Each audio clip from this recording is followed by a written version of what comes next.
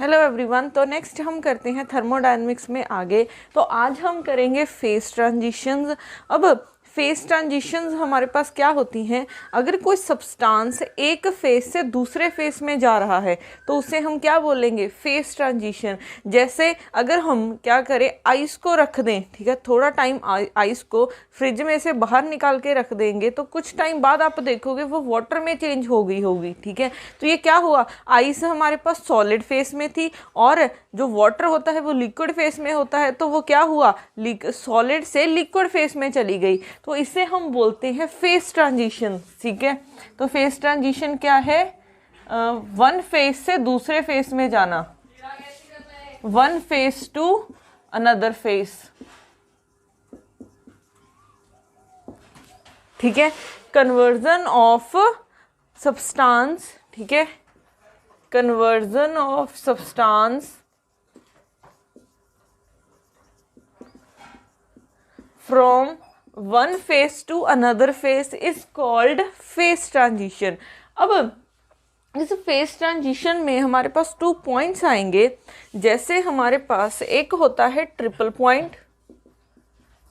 Point और एक आएगा हमारे पास क्रिटिकल पॉइंट। अब ये हमारे पास क्या होता है? ट्रिपल पॉइंट वो पॉइंट होता है जब हमारे पास तीनों फेसेस को एग्जिस्ट करते हैं। ऑल थ्री फेसेस को एग्जिस्ट, ठीक है। अब ये 3 फेसेस कौन से हैं? हमारे पास 3 ही फेसेस होते हैं, सॉलिड, लिक्विड एंड गैस, ठीक है। Solid, liquid and gas. जब ये हमारे पास तीनों फेसेस को एग्जिस्ट कर रहे हैं, मीन्स वो पॉइंट जहाँ पे वो चीज़, वहाँ पे जहाँ पे वो सब्सटेंस सॉलिड भी है, लिक्विड भी है और गैस भी है, उस पॉइंट को हम क्या बोलेंगे? Triple point. वाटर इसकी एक बेस्ट एग्जांपल है, जो कि ये ट्रिपल पॉइंट, ठीक है, मीन्स हम ट्रिपल पॉइंट फाइंड कर सकते हैं वाटर का। वो एक पॉइंट पे सॉलिड भी होता है, वाटर भी हो सकता है और हमारे पास गैस भी हो सकता है, ठीक है। गैस मीन्स वेपर फेस में। अब उसके बाद हमारे पास आता है क्रिटिकल पॉइंट। क्रिटिकल पॉइंट क्या होता है? जहां पे liquid and vapour, liquid and gas भी बोल सकते हैं इसको, लिक्विड एंड वेपर फेस को एग्जिस्ट करें, ठीक है। जब ये दोनों को एग्जिस्ट कर रहे हैं, ठीक है, तब हम क्या बोल सकते हैं उस पॉइंट को? Critical point. जैसे हम ऐसा बोल सकते हैं, जैसे एक वाटर है, ठीक है, आपने इसको बॉयल करना स्टार्ट किया, कुछ टाइम बाद देखोगे वो क्या है, वेपर्स बनने भी स्टार्ट हो गए, बट कुछ लिक्विड भी उसमें प्रेजेंट है। तो वो क्या है, एक टाइम पे गैस फॉर्म में भी, वेपर फॉर्म में भी प्रेजेंट है और लिक्विड फॉर्म में भी प्रेजेंट है। तो उस पॉइंट को क्या बोलेंगे? Critical point. तो दोनों में डिफरेंस पता होना चाहिए। ट्रिपल पॉइंट क्या है? जब तीनों फेसेस को एग्जिस्ट करते हैं। और ट्रिपल पॉइंट क्या है? जब हमारे पास लिक्विड वेपर या फिर लिक्विड गैस को एग्जिस्ट करते हैं।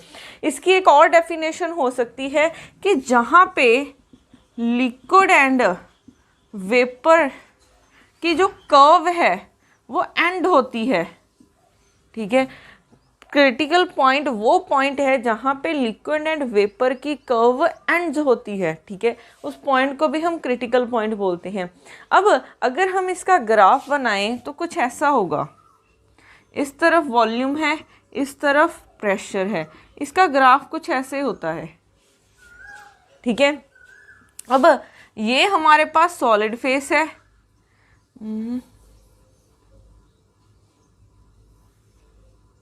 ये कुछ ऐसे होता है, ठीक है।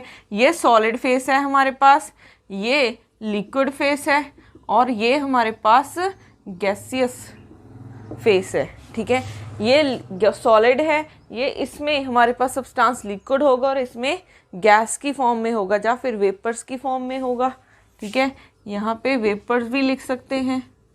अब अगर हमने सॉलिड टू लिक्विड जाना है, ठीक है, अगर हमने सॉलिड टू लिक्विड जाना है तो हमें क्या करना पड़ेगा? उस चीज़ को बॉयल करना पड़ेगा, ठीक है। या फिर बॉयल नहीं, हम इसे मेल्ट बोल सकते हैं। जैसे आइस को, अगर आइस मेल्ट होगी तो वो लिक्विड में जाएगी, तो इस कर्व को हम क्या बोल सकते हैं? मेल्टिंग कर्व, ठीक है, ये क्या है, मेल्टिंग कर्व। क्योंकि अगर सब्सटेंस हमारा सॉलिड टू लिक्विड जाना है तो हमें उस चीज़ को मेल्ट करना होगा, तब वो लिक्विड में जाएगा। तो ये हमारी कर्व क्या हो जाएगी, मेल्टिंग कर्व। अब अगर आपने लिक्विड टू वेपर जाना है, लिक्विड टू गैस जाना है, तो आपको बॉयल करना पड़ेगा। तो ये हमारे पास बॉइलिंग कर्व हो जाएगी, बॉइलिंग कर्व और वेपराइजेशन कर्व।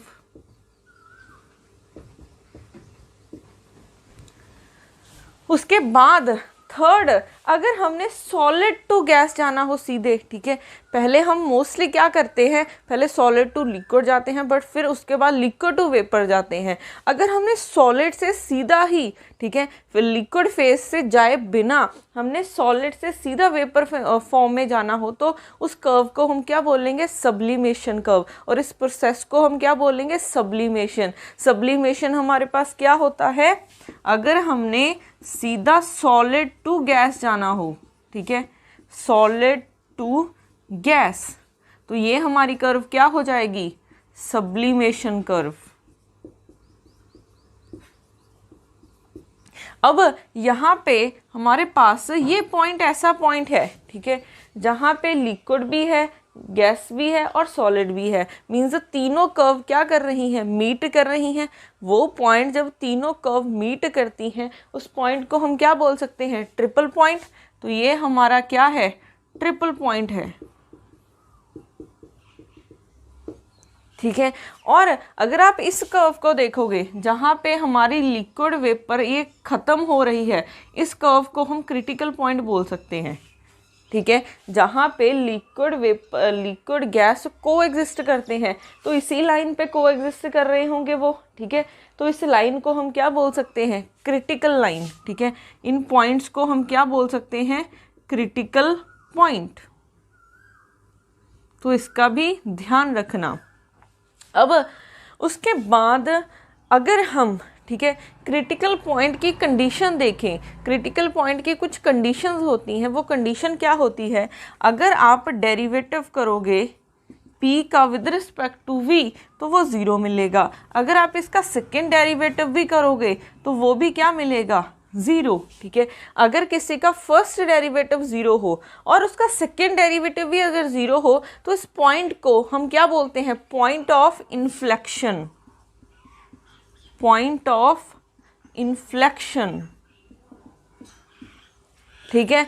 तो अगर किसी का एक डेरिवेटिव फर्स्ट टाइम डेरिवेटिव कर रहे हैं वो ज़ीरो आ गया, अगर सेकेंड टाइम भी आप कर रहे हो वो भी ज़ीरो आ गया, तो उस पॉइंट को हम क्या बोलेंगे, पॉइंट ऑफ इन्फ्लेक्शन। तो क्रिटिकल पॉइंट की कंडीशंस याद रखना, फर्स्ट डेरिवेटिव भी ज़ीरो होता है और सेकेंड डेरिवेटिव भी ज़ीरो होता है। अब उसके बाद अगर हम ये इससे आगे करने से पहले हम करते हैं, एक हमारे पास आइडियल गैस होती है, एक हमारे पास होती है रियल गैस, ठीक है। आइडियल गैस में हमारे पास क्या होता है, हम इसकी कुछ अजम्पशंस होती हैं। वो अजम्पशंस कौन सी होती हैं कि हम पार्टिकल्स को अगर किसी के साथ वॉल्स के साथ कोलाइड करते हैं, वो तो इलास्टिक कोलिजन होनी चाहिए, ठीक है। फर्स्ट हम क्या मानते हैं कि इलास्टिक कोलिजन होनी चाहिए, ठीक है। सेकंड हम क्या बोलते हैं कि आइडियल गैस में जो पार्टिकल्स हैं वो एक दूसरे के साथ इंटरेक्ट नहीं करते हैं, ठीक है। ये सेकंड कंडीशन, सेकंड अजम्पशन क्या होती है, particles do not interacting with each other, do not interacting with each other. But अगर आप देखोगे क्या कोई पार्टिकल बिना इंटरेक्ट किए एक कंटेनर में रह सकते हैं, नहीं रह सकते, वो एक दूसरे के साथ बार बार कोलाइड कर रहे होंगे। तो जो ये अजम्पशंस मानी थी वो इसमें थोड़ी सी मॉडिफिकेशन होनी थी, ठीक है। अब इन अजम्पशंस को लेके उसने एक इक्वेशन बनाई थी जो हम मोस्टली यूज़ करते हैं। वो क्या थी हमारी आइडियल गैस इक्वेशन। तो ये होती है PV is equal to nRT। P क्या है, प्रेशर है, V क्या है, वॉल्यूम है, N number of moles, R क्या है हमारा यूनिवर्सल कांस्टेंट और T क्या हो जाएगा, टेम्परेचर हो जाएगा। अब यहाँ पे अगर हम रियल गैस में आए, ठीक है, क्योंकि ये तो आइडियल केस है, अगर हम रियल लाइफ में आएंगे तब हमारे पास कुछ अजम्पशंस चेंज हो जाएंगी। ये अजम्पशन तो सेम रहेगी कि इलास्टिक कोलिजन है, ठीक है, कि इलास्टिक कोलिजन है।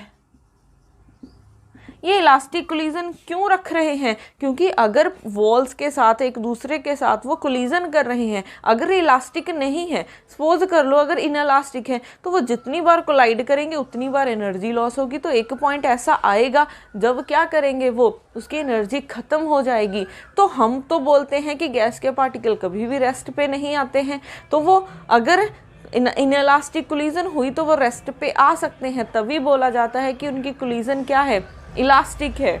उसके बाद सेकेंड, पार्टिकल्स इंटरेक्ट करते हैं, ठीक है, particles are interacting.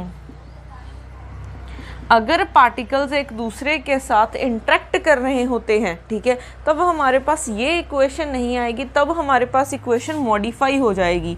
P + a/v², v - v is equal to RT।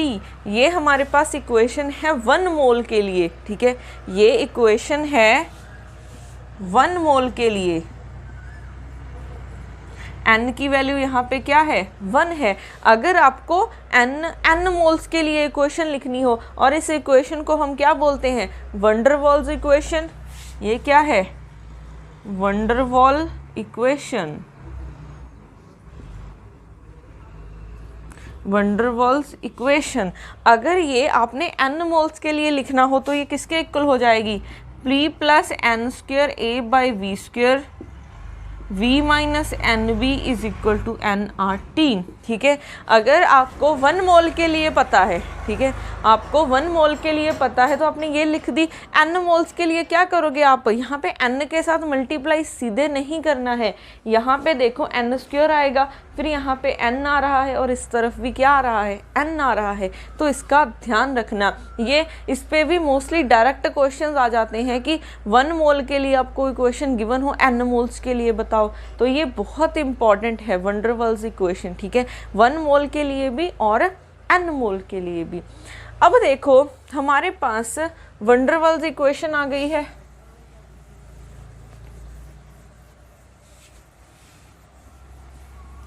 हमारे पास वंडरवॉल इक्वेशन आ गई है, ठीक है। कौन सी है, अगर हम 1 मोल के लिए देखें, फॉर 1 मोल, ठीक है, तो इक्वेशन है P + a/v², v - v is equal to RT। अब हम क्या करते हैं, हमें क्रिटिकल पॉइंट के लिए, ठीक है, हमने क्या करना है, हमारा नेक्स्ट टारगेट क्या है, हमें क्रिटिकल पॉइंट पे P, V और C की वैल्यूज़ चाहिए, ठीक, P, V और T की वैल्यूज़ चाहिए। मीन्स क्रिटिकल पॉइंट पे प्रेशर की कितनी वैल्यू होगी, वॉल्यूम की कितनी वैल्यू होगी और टेम्परेचर की कितनी वैल्यू होगी, हमें वो चाहिए। तो हम क्या करते हैं, क्रिटिकल पॉइंट की कंडीशन देख लेते हैं, ठीक है। करली P/v 0 होना चाहिए और इसका सेकेंड डेरिवेटिव भी क्या होता है, 0 होता है, ठीक है। अब हम यहाँ से पहले क्या करेंगे, P की वैल्यू निकालेंगे। तो P की वैल्यू निकालनी है, इस टर्म को दूसरी तरफ ले जाओ, तो RT/v - v। अब P की क्या वैल्यू हो जाएगी, RT/v - v - a/v²। अब इस इक्वेशन में साथ में लिख लेना कि PVT तो आपको पता ही है, वॉल्यूम, प्रेशर, वॉल्यूम और टेम्परेचर, और यहाँ पे A और B क्या है, कॉन्स्टेंट्स हैं, ठीक है। A एंड B हमारे पास कॉन्स्टेंट्स होते हैं। तो हमने क्या किया है, निकाल ली P की वैल्यू, ठीक है।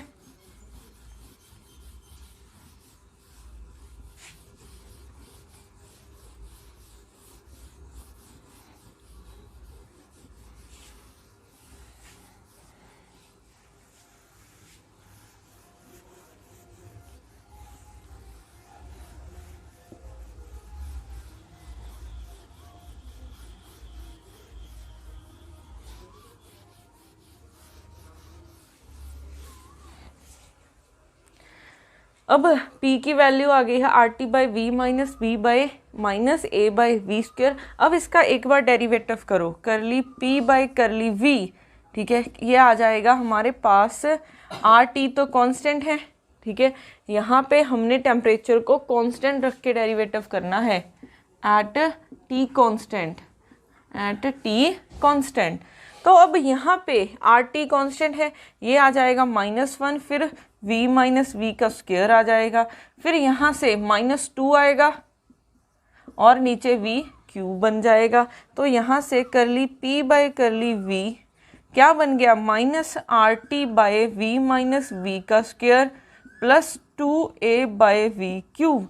और ये हमने 0 के इक्वल रख देना है, तो इसको दूसरी तरफ लेके गए तो RT/v minus V square plus is equal to हो जाएगा 2/v क्यूब। एक तो हमारे पास इक्वेशन फर्स्ट ये बन गई है, ठीक है। अब हम क्या करते हैं, सेकेंड डेरिवेटिव करते हैं, किसका, इस वाली टर्म का, ठीक है। इस वाली टर्म का सेकेंड डेरिवेटिव करना है, तो r हमारे पास curly square p by curly v square is equal to -RT, ये -2 ऊपर जाएगा और नीचे क्यूब बन जाएगा, ठीक है, क्योंकि डेरिवेटिव में एक पावर कमी होती है।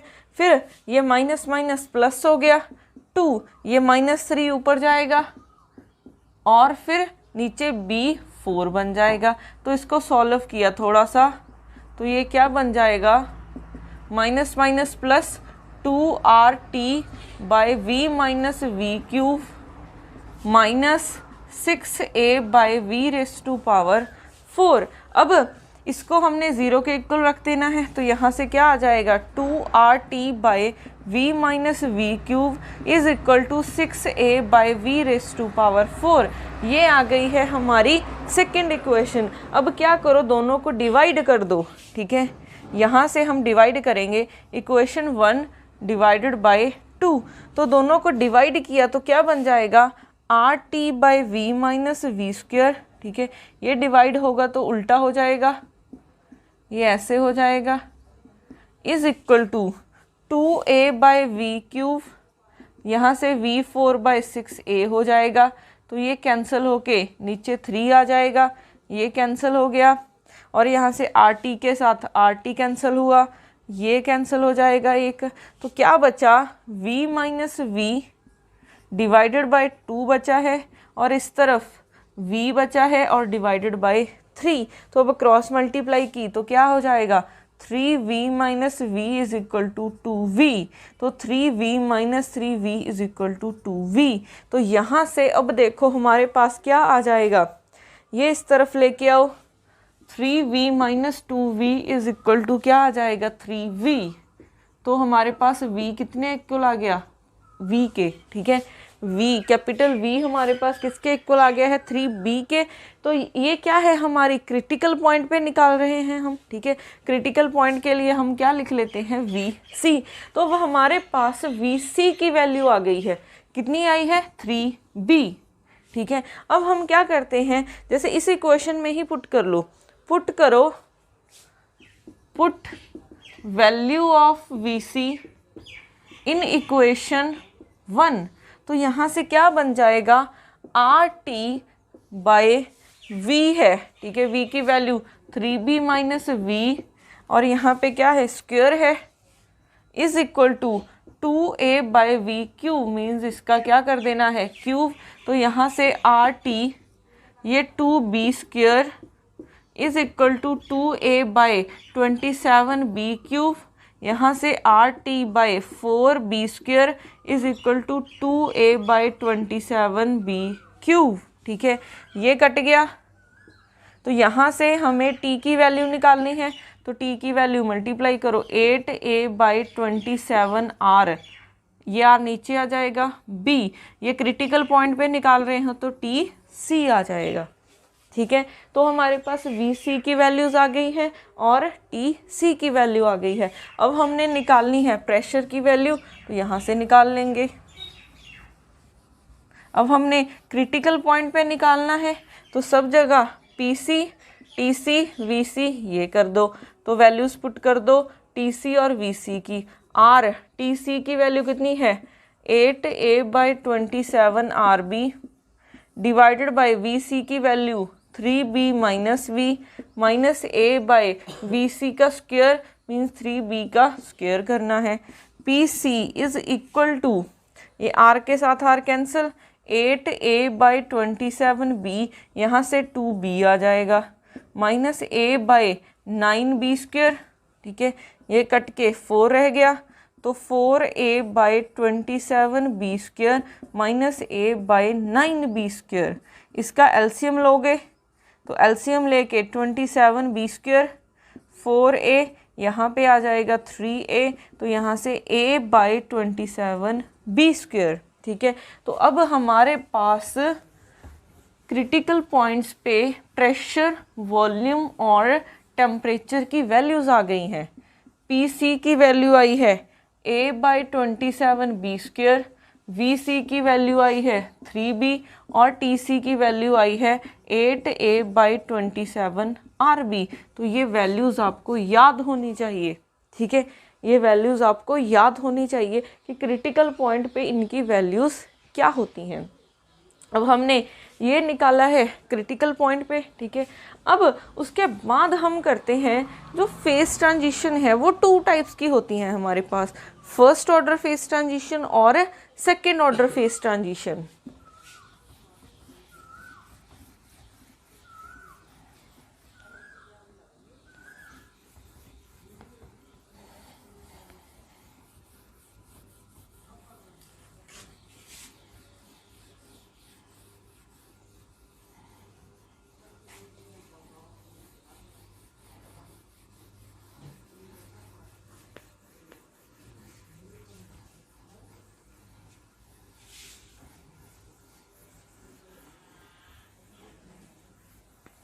उसके बाद है हमारे पास 2 टाइप्स की फेस ट्रांजिशन होती हैं। ठीक है, एक होता है फर्स्ट ऑर्डर, एक होता है हमारे पास फर्स्ट ऑर्डर फेस ट्रांजिशंस, एक होती हैं सेकेंड ऑर्डर फेस ट्रांजिशंस। अब फर्स्ट ऑर्डर फेस ट्रांजिशन में हमारे पास क्या होगा, अब हम यहाँ पे एक टर्म लेके चलते हैं गिव्स फ्री एनर्जी। ठीक है, अब फर्स्ट ऑर्डर की कंडीशन क्या है और सेकंड ऑर्डर की कंडीशन क्या है। फर्स्ट ऑर्डर फेस ट्रांजिशन में जी हमारे पास क्या है, gives free energy, gives free energy, और फर्स्ट ऑर्डर फेस ट्रांजिशन में जी और उसका फर्स्ट डेरिवेटिव, सॉरी हमारे पास यहाँ पे फर्स्ट ऑर्डर फेस ट्रांजिशन में जी क्या होता है, कॉन्टिन्यूस होता है।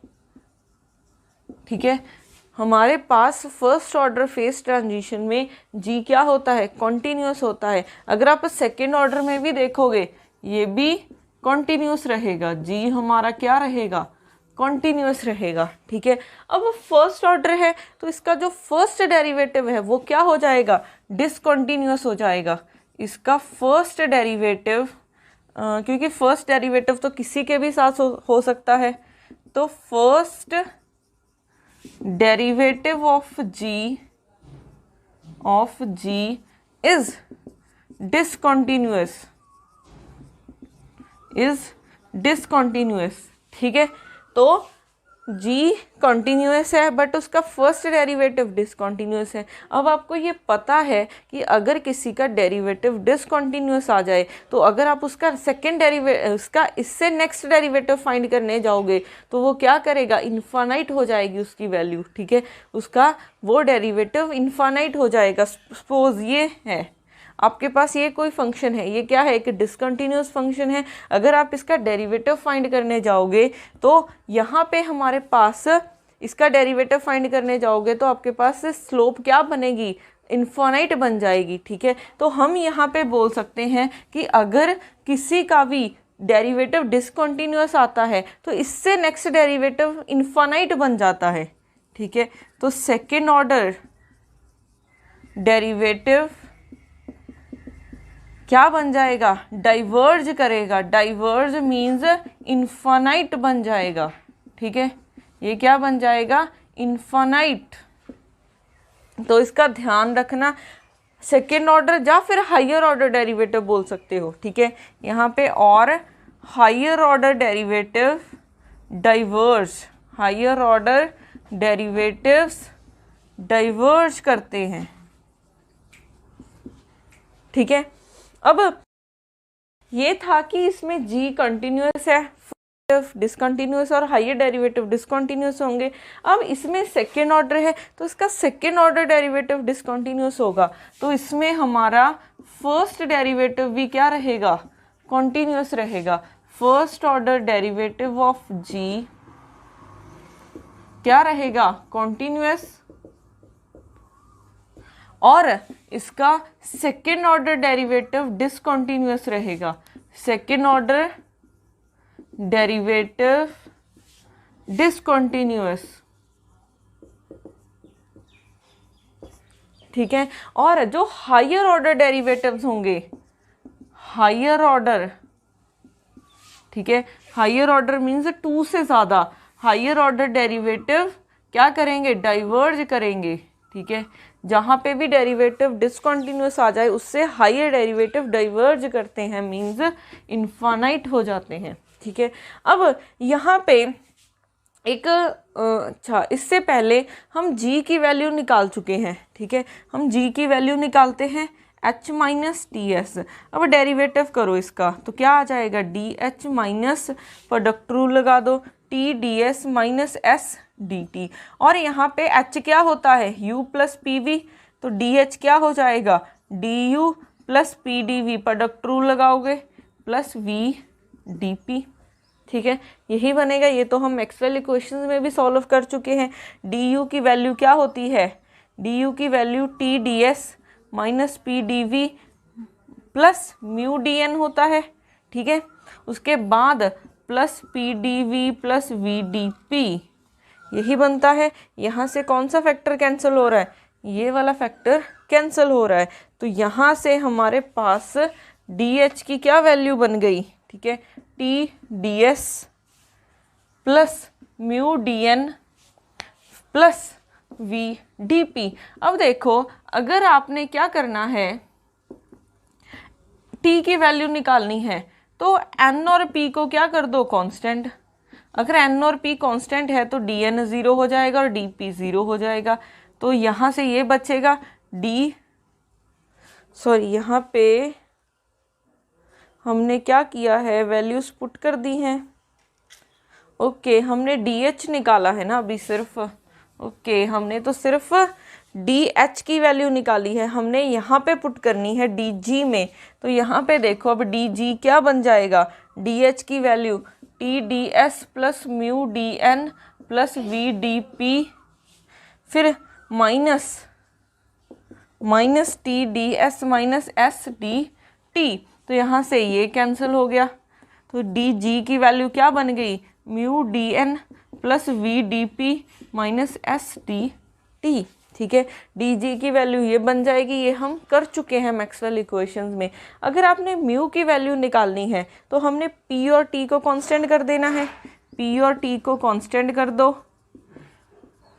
तो डी पी और डी टी की वैल्यू 0 हो जाएगी। तो यहाँ से म्यू की क्या वैल्यू आ जाएगी, करली जी बाई करली एन, और किसको कांस्टेंट रखा है, पी और टी को कांस्टेंट रखा है, ठीक है। तो यहाँ पे आ गया है जी का फर्स्ट डेरिवेटिव, ठीक है।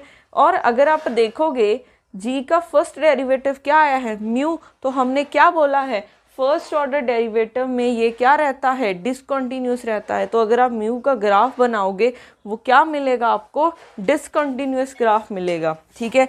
सिमिलरली अगर v की वैल्यू निकालोगे तो इन दोनों को कांस्टेंट कर दो, तो n और t को कांस्टेंट कर दो, तो यहाँ से v किसके इक्वल आ जाएगा, करली g बाई करली p, n और t को कांस्टेंट कर दो। फिर अगर आपने s की वैल्यू निकालनी है तो n और p को कांस्टेंट कर दो, तो क्या आ जाएगा, s is equal to minus curly g by curly t at n और p क्या है, कांस्टेंट है। तो इन सब में हमारे पास क्या आ रहा है, इसका g का फर्स्ट डेरिवेटिव आ रहा है, ठीक है। तो अगर हम यहाँ पे बोलें हमारे पास म्यू v और s ये क्या आ रहे हैं, यहाँ पे ये डिसकंटिन्यूअस बनेंगे, यहाँ पे ये डिसकंटिन्यूअस बनेंगे फर्स्ट ऑर्डर डेरिवेटिव में।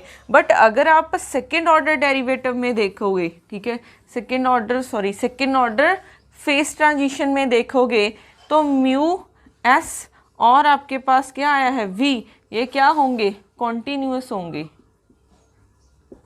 ठीक है। अब एक कुछ और क्वांटिटीज़ होती हैं हमारे पास, जैसे अगर हम स्पेसिफिक हीट को देखें, ठीक है, जैसे CV है, आइसोथर्मल कंप्रेसिबिलिटी है, इनको अगर हम इन टर्म्स ऑफ G लेके आएँ, ठीक है, अगर इनको इन टर्म्स ऑफ G लेके आएंगे, CV हो गया, K हो गया, आपके पास मैग्नेटाइजेशन की वैल्यू हो गई, ठीक है, और हमारे पास आइसोथर्मल कंप्रेसिबिलिटी हो गई, ये क्या होती हैं, G के सेकेंड डेरिवेटिव में प्रेजेंट होती हैं। तो अगर आप सेकेंड ऑर्डर में देखोगे तो ये क्या करेंगी, डिसकंटिन्यूअस रहेंगी, ठीक है, ये क्या रहेंगी, डिसकंटिन्यूअस रहेंगी। और अगर आप इसमें देखोगे, अगर आप इसमें देखोगे फर्स्ट ऑर्डर डेरिवेटिव में, इसमें सेकेंड ऑर्डर डेरिवेटिव क्या करता है, डाइवर्ज करता है।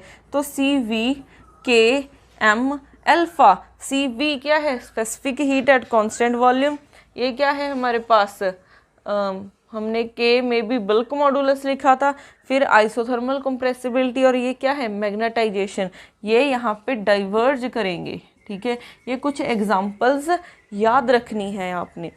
अब इसका एक बहुत मेन इम्पॉर्टेंट, ठीक है, पॉइंट क्या आता है, जब भी फेस ऑर्डर ट्रांजिशन होती है तब उसकी फिजिकल स्टेट चेंज हो जाती है, ठीक है, सबसे इम्पॉर्टेंट है ये पॉइंट, यहाँ पे फिजिकल स्टेट चेंज हो जाती है, ठीक है, यहाँ पे physical state do not change, physical state do not change. अब फिजिकल स्टेट चेंज होने का क्या मतलब है कि पूरा का पूरा सिस्टम चेंज हो गया है। जैसे आइस है, वो पहले सॉलिड में थी, फिर कहाँ पे चली गई, लिक्विड में चली गई, तो पूरी की पूरी स्टेट ही चेंज हो गई है ना। जैसे अब मैं बोलूँ, एक इसकी एग्जांपल क्या है कि जैसे हमारे पास कंडक्टर्स होते हैं, नॉर्मल कंडक्टर्स होते हैं, हम क्या करते हैं, टेम्परेचर को डिक्रीज करते हैं, वो क्या होता है, एक पॉइंट ऐसा आ जाता है कि रेजिस्टिविटी ज़ीरो हो जाती है। बट सिस्टम को तो हमने कोई चेंज नहीं किया, जिस फेस में था उसी फेस में है, बट पहले नॉर्मल कंडक्टर था, जब हम टेम्परेचर डिक्रीज करते चले गए तो हमारे पास सिस्टम क्या है, एक पॉइंट ऐसा आया कि रेजिस्टिविटी ज़ीरो हो गई, ठीक है। वहाँ पे कुछ ऐसा होता है, ये हम इस पॉइंट पे थे, ठीक है, ये नॉर्मल कंडक्टर है, हम क्या कर रहे हैं, टेम्परेचर और रेजिस्टिविटी को अगर देखें, टेम्परेचर डिक्रीज करने के साथ रेजिस्टिविटी भी डिक्रीज होती है, हम टेम्परेचर डिक्रीज करते गए, रेजिस्टिविटी डिक्रीज होती गई, एक पॉइंट ऐसा आया जब आपके पास रेजिस्टिविटी ज़ीरो हो गई, ठीक है। इस पॉइंट को हम क्या बोलते हैं, क्रिटिकल पॉइंट। अब इस पॉइंट पे हम नॉर्मल कंडक्टर को क्या बोलते हैं, सुपर कंडक्टर बोलते हैं। अब देखो, क्या सिस्टम में हमने कोई चेंज किया है, नहीं किया है, सिर्फ कुछ टेम्परेचर कम किया है, जब रेजिस्टिविटी ज़ीरो होगी तो हमने उसको सुपर कंडक्टर बोल दिया। तो यहाँ पे इसकी फिजिकल स्टेट चेंज नहीं हुई है। जैसे फेरोमैग्नेटिक से आपने पैरामैग्नेटिक में जाना हो तो सिस्टम में तो कोई चेंज नहीं होता है, ठीक है। तो बट इसमें पूरे का पूरी स्टेट चेंज हो गई है, पहले वो सॉलिड था, अब वो लिक्विड बन गया, लिक्विड से वेपर में भी जा सकता है, ठीक है। तो इसका ध्यान रखना, फर्स्ट ऑर्डर फेस ट्रांजिशन में आपके पास फिजिकल स्टेट चेंज हो जाती है और सेकेंड ऑर्डर डेरिवेटिव में फिजिकल स्टेट चेंज नहीं होती है, ठीक है। अब हमारे पास उसके बाद लास्ट पॉइंट बचता है। लास्ट पॉइंट कौन सा है, अगर हम लिक्विड वेपर को, ठीक है, लिक्विड वेपर को अवे फ्रॉम क्रिटिकल पॉइंट देख रहे हैं, ठीक है, अवे फ्रॉम क्रिटिकल पॉइंट, तो वो आपके पास फर्स्ट ऑर्डर फेस ट्रांजिशन होगी। अगर आप एट द क्रिटिकल पॉइंट देख रहे हो, ठीक है, अगर आप एट द क्रिटिकल पॉइंट देख रहे हो, सिर्फ ये किसके लिए वैलिड है, लिक्विड वेपर फेस के लिए, लिक्विड गैस फेस के लिए, liquid vapour eight the critical point अगर आपने देखा है, एट द क्रिटिकल पॉइंट, तो वो सेकेंड ऑर्डर फेस ट्रांजिशन होगी, ठीक है।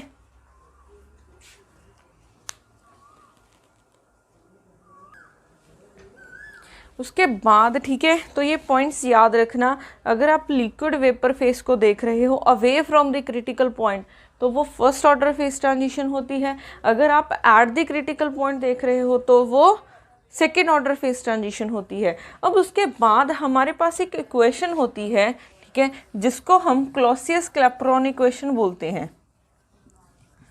क्लॉसियस क्लैपेरॉन इक्वेशन, ठीक है, ये क्या होती है, dp by D L D T, dp by D T is equal to हमारे पास l by T v2 minus v1, dp by D T is equal to l by T v2 minus v1।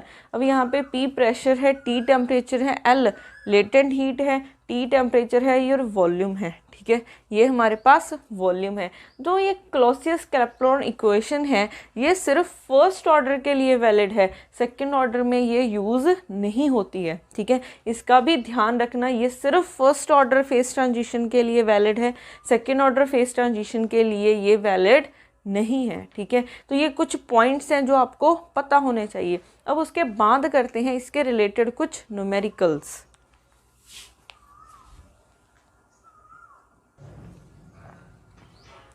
अब उसके बाद हमारे पास कुछ examples हैं इसकी। First example है the sublimation of a solid ammonia is given by LP is equal to 23 minus, ये एक कर्व गिवन है, and vaporization curve of the liquid ammonia is, ठीक है। अब उसकी क्या है, एक सब्लिमेशन कर्व गिवन है, एक हमें वेपराइजेशन कर्व गिवन है। P हमें mm ऑफ Hg है और T हमें केल्विन में गिवन है। The temperature of a triple point, ठीक है। अब ट्रिपल पॉइंट है, ट्रिपल पॉइंट होता क्या है, जब तीनों फेसेस कोएग्जिस्ट करते हैं और उस पॉइंट पे तीनों कर्व्स क्या करेंगी, मीट करेंगी, तो मैं इन दोनों कर्व्स को इक्वल रख सकती हूँ, ठीक है। तो क्या आ जाएगा 23 minus 3750 by T is equal to क्या हो जाएगा 19.5 माइनस 3050 बाई टी, ठीक है। क्योंकि ट्रिपल पॉइंट की कंडीशन याद रखना कि हमारे पास जब तीनों फेसेस कोएग्जिस्ट करते हैं और जब तीनों कर्व्स मीट करती हैं, अगर मीट करेंगी तो वो इक्वली होंगी, तभी मीट करेंगी, ठीक है, उस पॉइंट पे। तो मैं इन दोनों को इक्वल रख सकती हूँ। तो यहाँ से हमारे पास टी की वैल्यू आ जाएगी, कब, ट्रिपल पॉइंट पे आ जाएगी। तो 23 minus 19.5 is equal to minus 3050 by T plus 3750 by T. यहाँ से हमारे पास, यहाँ से क्या आ जाएगा आपके पास 700 बाई टी, यहाँ से कुछ वैल्यू आ जाएगी, ठीक है, आपके पास। तो 23 माइनस 19.5, तो इसको मल्टीप्लाई करके मल्टीप्लाई और डिवाइड करके, ठीक है, इसको सॉल्व करके आपके पास 200 केल्विन आ जाएगा आंसर, ठीक है। इसका आंसर क्या आ जाएगा 200 केल्विन, कब, ट्रिपल पॉइंट पे, ट्रिपल पॉइंट पे, ठीक है। तो ये आपके पास ऑप्शन डी क्या हो जाएगी, करेक्ट हो जाएगी। अब उसके बाद करते हैं next question, which one of the following is a first order phase transition. तो फर्स्ट ऑर्डर फेस ट्रांजिशन कौन सी होगी, vaporization of a liquid at the boiling point, ठीक है, फेरोमैग्नेटिक टू पैरोमैग्नेटिक। अब देखो इसकी एग्जांपल्स देखते जाओ, ठीक है, इसकी एग्जांपल्स देखते जाओ। एग्जांपल्स क्या हैं कि फर्स्ट ऑर्डर फेस ट्रांजिशन में फिजिकल स्टेट चेंज हो जाती है। अगर फिजिकल स्टेट चेंज होगी, ferromagnetic to paramagnetic state change नहीं होती है।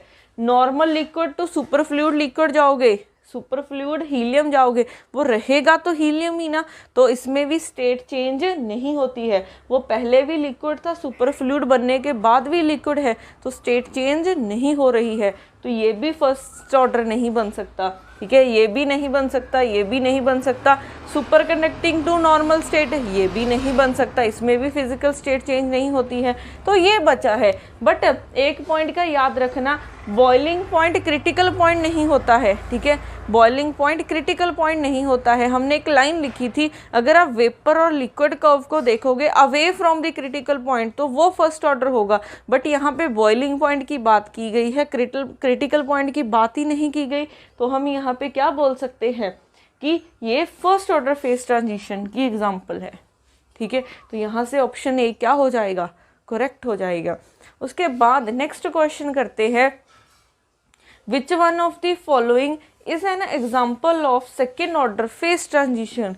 क्या क्या ऑप्शंस है? The entropy of the plot of entropy as a function of temperature shows a discontinuity. अब याद करो हमने एस की वैल्यू निकाली थी, एस हमारा करली जी बाई करली टी में आ रहा था, मीन्स फर्स्ट डेरिवेटिव में आ रहा था, बट सेकेंड ऑर्डर डेरिवेटिव में क्या होता है, जी का फर्स्ट ऑर्डर डेरिवेटिव कंटिन्यूस होता है, तो ये गलत हो जाएगा।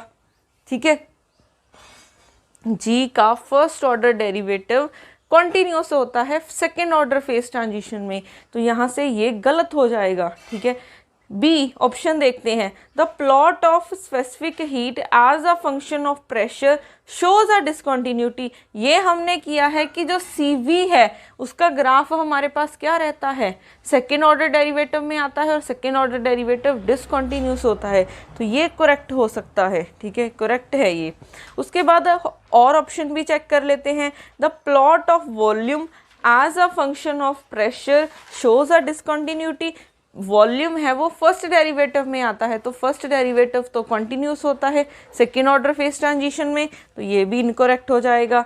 The plot of compressibility as a function of temperature is a continuous. Compressibility second order derivative में आती है तो वो डिसकंटिन्यूस होनी चाहिए, बट क्या गिवन है, कॉन्टिन्यूस, तो ये भी आपके पास क्या हो जाएगा, इनकरेक्ट हो जाएगा। ठीक है,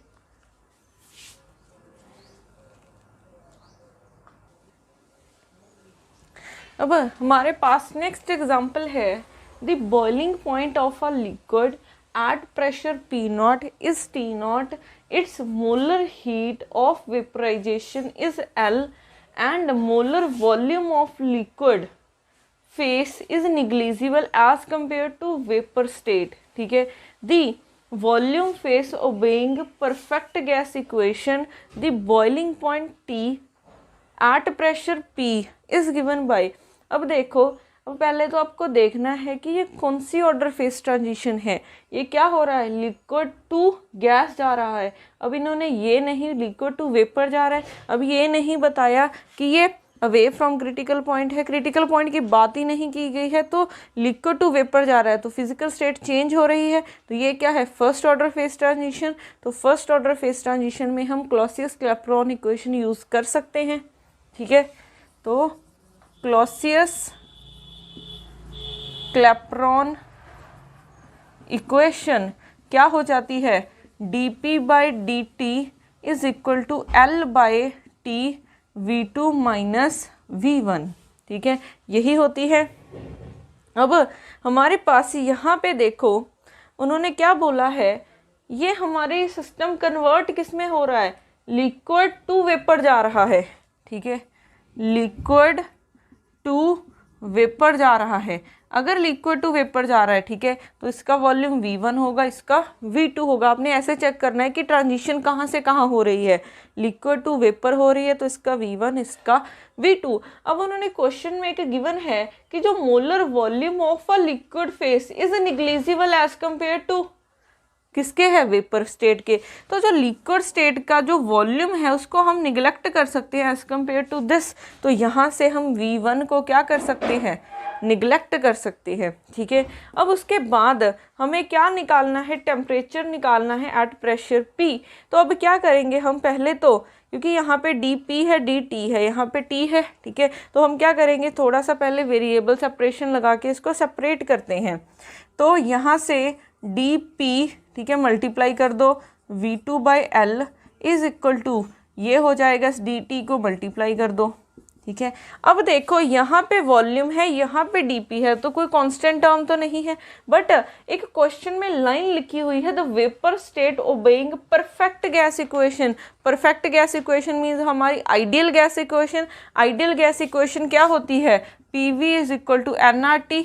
ठीक है, यही क्वेश्चन होती है। अगर देखो कहीं पे भी क्वेश्चन में n नहीं दिख रहा है तो ये 1 मोल के लिए होगा RT, तो यहाँ से V की वैल्यू निकाल लो, RT/P हो जाएगा। ठीक है, वैल्यू पुट कर दो, यहाँ पे क्या बन जाएगा, ये आपके पास RT/P into LdP is equal to DT/T। DT/T, T इस तरफ फिर से आ गया, इसको डिवाइड कर दो, तो R/L D P by P is equal to D T. इस टी को इस तरफ लेके गए तो टी स्क्वायर हो जाएगा, ठीक है। अब हमने क्योंकि टोटल वैल्यू निकालनी है, कहीं पे भी डी पी नहीं गिवन है, पी गिवन है, तो हम इंटीग्रेशन कर देंगे। इंटीग्रेशन की लिमिट्स कहाँ से कहाँ तक होंगी? उन्होंने कहा है स्टार्टिंग में क्या होता है, पी नॉट और टी नॉट, फिर पी और टी बन गए, तो पी नॉट से पी तक, टी नॉट से टी तक। डेरिवेटिव करो आर और एल, इंटीग्रेशन करो आर और आर बाई एल क्या है, कांस्टेंट है, तो क्या हो जाएगा R by L 1 by P की इंटीग्रेशन लॉग ऑफ पी, फिर आ जाएगा P not to P is equal to, यहाँ से इसकी इंटीग्रेशन करोगे, इसको मैं ऐसे लिख सकती हूँ T not to T, T minus two T, ठीक है। ये हो जाएगा T minus two plus one, minus one हो जाएगा, फिर लिमिट्स टी नॉट से टी तक, लिमिट्स पुट करो, log of P minus log of P not is equal to minus 1 by T हो जाएगा, टी नॉट से टी तक। तो यहाँ पे log A minus log B, log A by B हो जाता है, तो R by L log of P by P not is equal to, limits हो जाएंगी 1 by T minus 1 by T not, ठीक है। तो अब हमने निकालनी है टी की value, the boiling temperature T की वैल्यू निकालनी है। तो टी की वैल्यू निकालने के लिए टी कॉमन ले सकते हैं हम, log of P by P not is equal to, तो टी की वैल्यू निकाली हमने, ठीक है। तो टी की हमने क्या किया है, टी निकालना है कॉमन, ठीक है। इन्होंने क्या किया हुआ है, अच्छा अगर हम यहाँ पे एक्सप्रेशन देखें, the boiling temperature T at pressure P not is given bye, तो इनमें से कौन सी इक्वेशन करेक्ट होगी, अब हमें वो देखना है। तो इक्वेशन हमारी किस फॉर्म में आ रही है, ठीक है।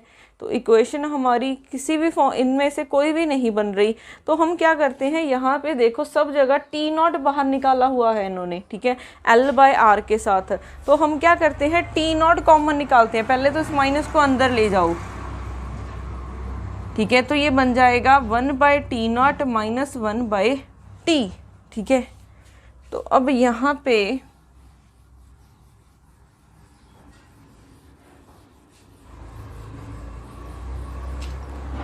यहाँ से 1 बाई टी हम क्या निकालेंगे, टी नॉट कॉमन निकालते हैं, टी नॉट कॉमन निकाला तो यहाँ पे आ जाएगा आपके पास, हम क्या कर सकते हैं, अच्छा 1 बाई टी नॉट को ही कॉमन ले लेते हैं, ऐसे करते हैं 1 बाई टी नॉट को ही कॉमन लिया, तो ये बन जाएगा कुछ ऐसे, ठीक है। अब यहाँ पे एक तरफ L P by P not है, तो इस टर्म को दूसरी तरफ ले जाओ, तो ये बन जाएगा L by T not R 1 minus T not by T, तो ये इस फॉर्म में इक्वेशन आ रही है, ठीक है, ये रही आपके पास। तो यहाँ से ऑप्शन 2 क्या हो जाएगी, करेक्ट हो जाएगी। तो ऐसे आप यूज़ कर सकते हो क्लॉसियस क्लैपेरॉन इक्वेशन को, ठीक है। उसके बाद हमारे पास आता है नेक्स्ट क्वेश्चन,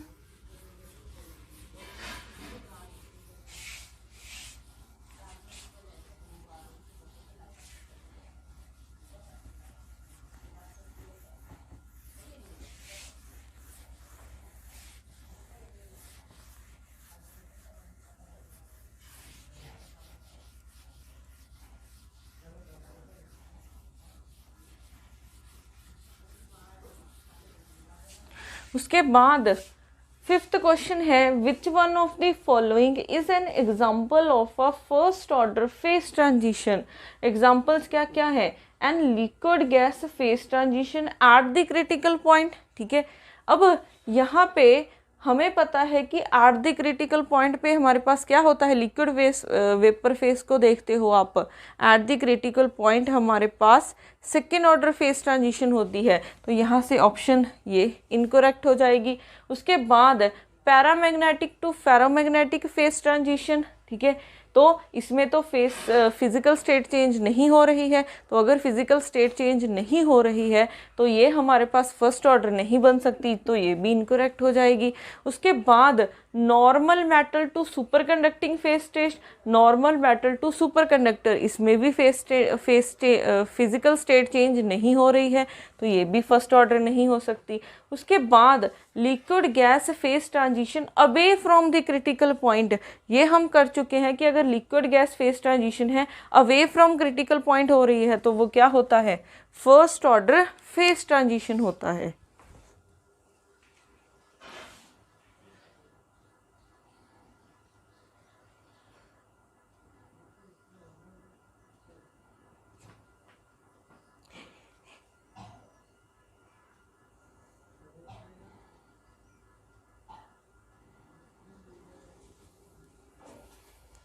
ठीक है, तो इसका ध्यान रखना, अगर एट द क्रिटिकल पॉइंट है तो वो सेकेंड ऑर्डर होती है, और अगर away from the critical point है तो फर्स्ट ऑर्डर फेस ट्रांजिशन होती है। ठीक है, तो यहाँ पे हमारे पास थर्मोडायनेमिक्स खत्म होती है। अब नेक्स्ट लेक्चर से हम स्टैटिस्टिकल मैकेनिक्स स्टार्ट करेंगे। Thank you.